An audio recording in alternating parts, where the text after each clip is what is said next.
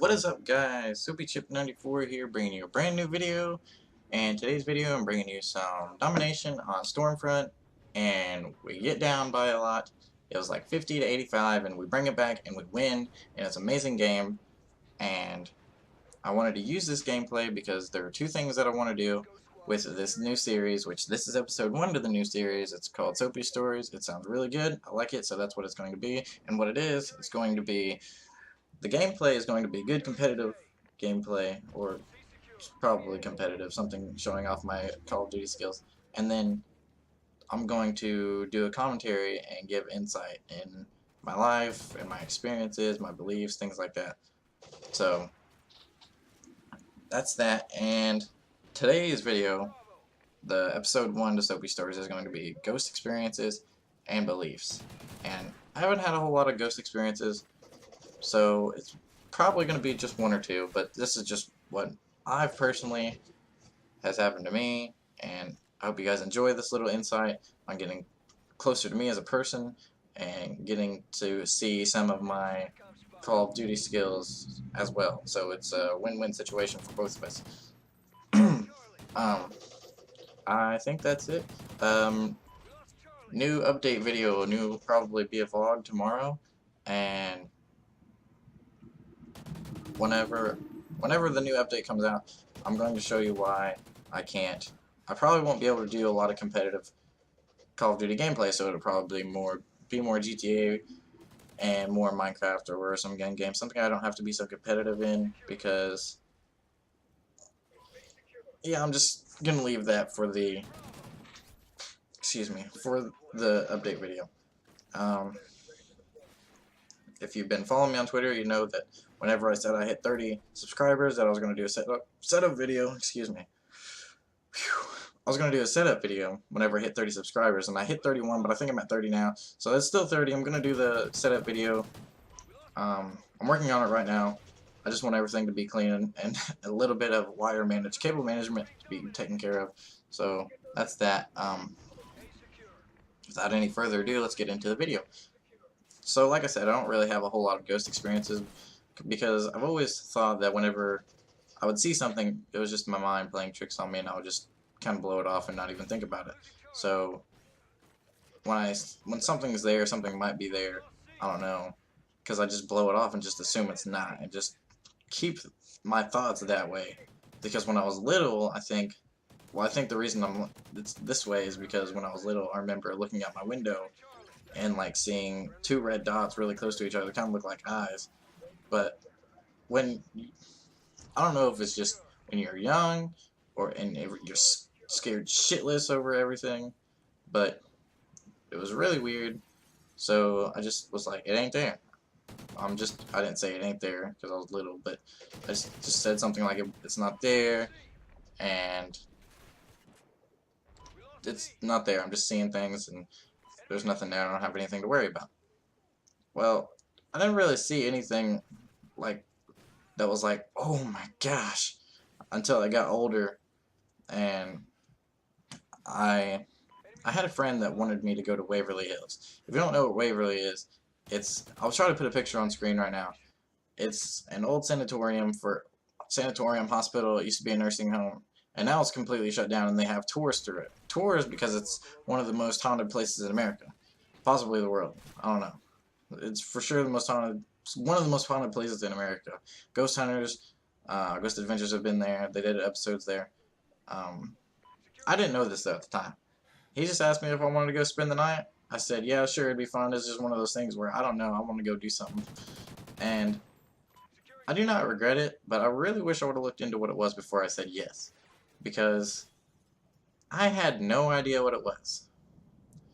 So I did not know what to expect, and he didn't know this. He just asked me if I wanted to go. So in his defense, he didn't know.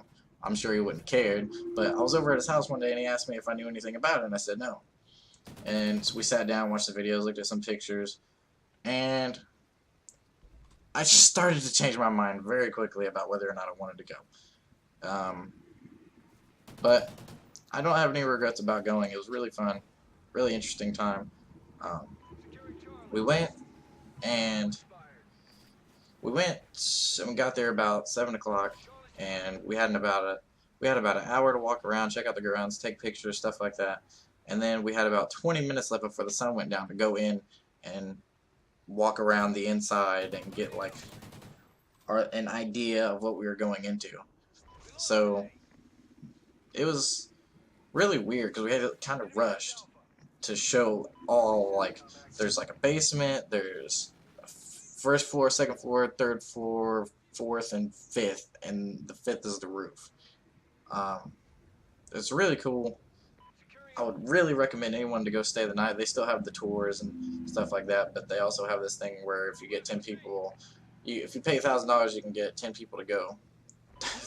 You can pay $1,000. You can it's $100 a person, and you can get 10 people for $1,000 to go, and you can stay the night, and it's really cool. Like I said, we went there. It was about 7. We had an hour to look around, and 20 minutes before the sun went down to actually go in to the hospital and check it out and see what we were dealing with. What we were dealing with. I don't know why I said what we're dealing with, because we didn't do like an actual investigation. We just went in, and I had no idea what we were doing. He took his night vision camera, and I went and tried not to shit myself. When you first go there, there's the place, like the building itself, and then there's like this off little thing that's connected to it through like an underground type tunnel deal, and it's called the laundry room, I think. And whenever you go down there, it's where you like sign in and you buy t-shirts, you can get food and snacks there, and that's where also the security stays up at, and the guide sits there if you don't want them to go on their trip or on your on your tour with you and spend the night with you. He said he said I can either stay out up here in the laundry room and eat Reese cups all night, or I can come with you guys. And pretty much everybody in the group decided that he should come with us. So we're out and about, and there's a lot of different significant ghosts or things at Waverly. You should really look into it. There's a lot of things that are really creepy and some that are really cool. I mean, it's not cool because it's dealing with dead people, but it's cool in a sense because that communication is there. But there's balls like one example is there's like little toy balls around, and you can play ball with Timmy, and he'll kick balls to you, like little toy balls, bouncy balls, and play with you. It was really cool. I didn't get it, but like I didn't get to while I was there, but like we left balls lined up in one floor, and we went to another one and came back, and the balls were like all over the place. So yeah, there was definitely somebody there playing with the balls. It was really cool. We didn't really see anything the whole night. I mean, it was cool checking it out regardless, and just sitting on the floors and looking for shadow people and apparitions and stuff like that. And it was really, really cool going down the death chute, or the body chute. I can't remember what it was called for sure, but it was when they had so many people dying of tuberculosis in there, they started wheeling them out because they didn't want the living to see them. So and get them all sad. I mean, if you've seen people that had the same stuff the same stuff that you had, dying from it and getting wheeled out, you wouldn't want to stay for very long. So they had this body chute that they wheeled them out on, and it was really deep and really scary. And it goes down to like this ditch at the bottom of the hill, and it was really cool and really scary all at the same time. But I definitely recommend you guys checking it out. I'll try, like I said before, I'll try and put a picture on the screen whenever I can, but if I haven't already done it yet. But the one out of the whole night that we were there, the one real experience that really shook me was we were on the 5th floor because we hadn't seen anything that night. So we were on the 5th floor. We're looking around, and there's usually this ghost that our guide usually talks to, like this woman that he talks to every night. And before we would talk to a ghost, we would always say, if you want to talk to us, just turn the flashlight on, and the flashlight means yes. Or yeah, just all you gotta do is tap the flashlight, and if you want to turn it on, that means yes to our questions. So he turned his flashlight side, like he twisted the top on it, so if you touched it barely, well, not really barely, but if you touched it a certain way, then it would light up. So whenever we asked the ghost a question and the answer was yes, it lit the flashlight up. Very simple, very cool. Um, and this girl that he usually talks to, and we were up there and we were scattered around. The room was called 502, and we were around there. And there's an elevator behind us. It was a really old room. It wasn't really a room. It was on the 5th floor, which is the roof is the 5th floor, pretty much. But it has kind of a roof because that's where the children were. But yeah, the children played up there. I don't know if they've renovated it or not renovated it, remodeled it since there was actual children staying up there on the roof, but the 5th floor was for children. I remember that because it was really small, but you could like walk out on the roof and you could like it was like a balcony. It was really cool.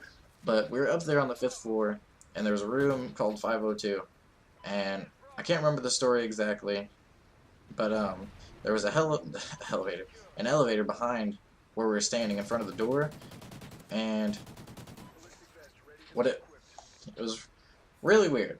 Okay, the guy had his flashlight on the ground and was trying to get something to come talk to us. And, well, he did.